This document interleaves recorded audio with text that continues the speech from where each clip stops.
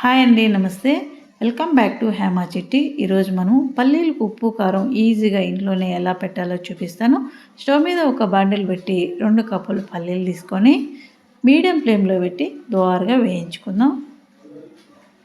ఇలా నలిపి చూసామంటే పొట్టు ఊడిందంటే పర్ఫెక్ట్గా వేగిపోయిందని అర్థం. పూర్తిగా సిమ్లో పెట్టేసి ఒక బౌల్ తీసుకొని 1 టీ స్పూన్ పొడి బియ్యం పిండి, 1.5 టీ స్పూన్ కారం పొడి, అర్ధ టీ స్పూన్ పసుపు పొడి, కొద్దిగా రుచికి తగినంత సాల్టు, కొద్దిగా నీళ్లు వేసి బాగా మిక్స్ చేసుకొని మనం ఈ పల్లీలలో వేసేసుకుందాం.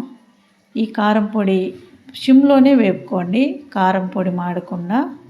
ఇలా క్రిస్పీగా వచ్చిందంటే సరిపోతుంది. ఒక 5 నిమిషాలు వేగిన తర్వాత బాండిల్లోనే ఒక 5 నిమిషాలు అలా ఉంచేసారంటే క్రిస్పీగా వస్తాయి అన్నమాట. అంతే అండి, పల్లీలకు ఉప్పు కారం రెడీ అయిపోయింది. సబ్స్క్రైబ్ చేసి లైక్ చేసేది మర్చిపోవద్దండి. Thank you.